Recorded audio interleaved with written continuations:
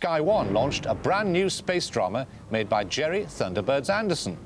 Space Precinct promises plenty of special effects and explosions.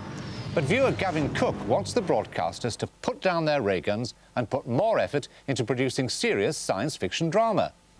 If you go into any bookstore and check out the sales figures for science fiction literature and the lavish displays of science fiction books, you can see that the genre is hugely popular.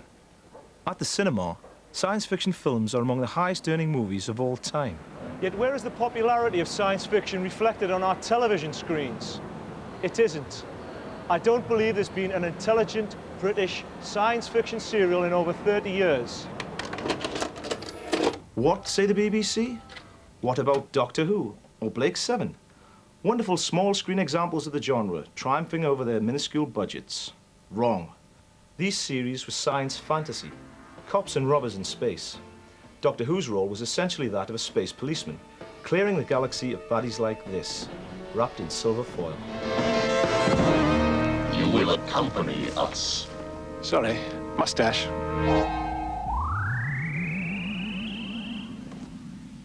And in Blake 7, our heroes were the rebel travelers, intensely proud of their plastic and cardboard ship. With a ship like this and a full crew, then we can start fighting back. I spoke to John Clute, editor of the Encyclopedia of Science Fiction, about the difference between these space operas and serious science fiction.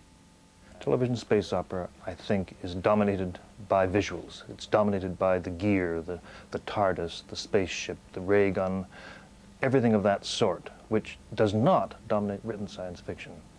Written science fiction is about ideas. It is a set of arguments. Why do you think that broadcasters tend to assume that science fiction is primarily for a younger audience? Broadcasters, like most people who don't read SF, are totally ignorant of the virtues and faults, to be honest, of genuine SF. So they tend to think that because what they do is follow the lead of their special effects people, and as children love special effects and are not too worried about the darker or the more significant or the more urgent problems and opportunities that science fiction addresses in written form, therefore they allow themselves to think that SF is just sci-fi, the gear, the splash, the pizzazz. There's great science fiction material there to be dramatized. Works by Isaac Asimov, Arthur C. Clarke and John Brunner. Classics acknowledged not only within the genre, but throughout the world of general fiction. And why doesn't the BBC televise the work of a great unsung British author like Brian Aldiss?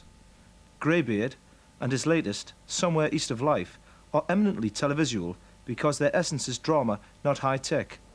Somewhere East of Life envisages a future where people's memories can be stolen by a process known as EMV, then sold off to voyeurs in the form of bullets, which they can then play back in their own minds. The hero, Burnell, has had 10 years of memory stolen and searches in a bootleg bullet shop for memory traces of his wife, Stephanie. If I had my memory of Stephanie back, thought Burnell, would I not be retrieving an old grief, of which at present I know nothing? He forced himself to go on seeking through the illegal bullets. He tried the next one. He lived through a 6-day voyage over a great reef, where he scuba dived. The voyage ended with a huge party on a small island. Here he took part in a moonlight orgy. Then he was a witless brute of a man, living in an apartment in a bleak township where snow lay thick. Among horrendous drunken bouts and fights came an exhilarating drive over tundra to shoot reindeer.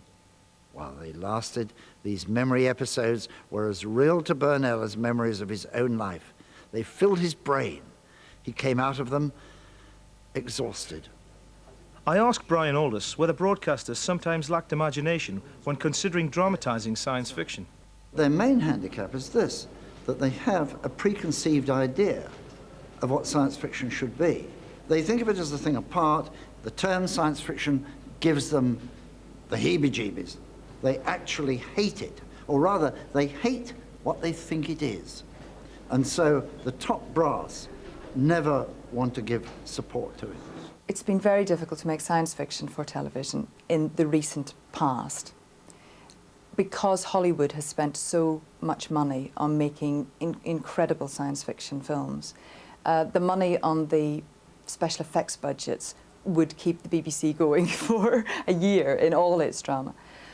We can't compete, so we've had to find another way forward. The X-Files actually does that. The X-Files isn't terribly expensive, and it's doing wonderful business on BBC Two. Because it delves into the unconscious, it delves into people's fears and anxieties. And if you can tap that within a contemporary setting, so you're not spending a fortune on special effects, then you've really cracked what good science fiction should be. As we see from our screens, most of the science fiction that they show is a kind of technological parody. This is where I think they go wrong, that they think it's all about Star Trek. They don't think that there might be something that you could call a serious science fiction novel that might be put on with the same delicacy with which you put on, I don't know, Middlemarch. I think people have been frightened of taking any risks at all, actually, in drama. And science fiction has been one of the casualties of that. But the good news is that both controllers now are actively seeking it. So we hope to present something very soon. Science fiction is a literature of prophecy and imagination, ideally suited to focus on contemporary issues like overpopulation, genetic engineering, or global warming, posing, on behalf of us all, the big question, what if? It's high time what's been called the true literature of the 20th century was given a fair shake on television.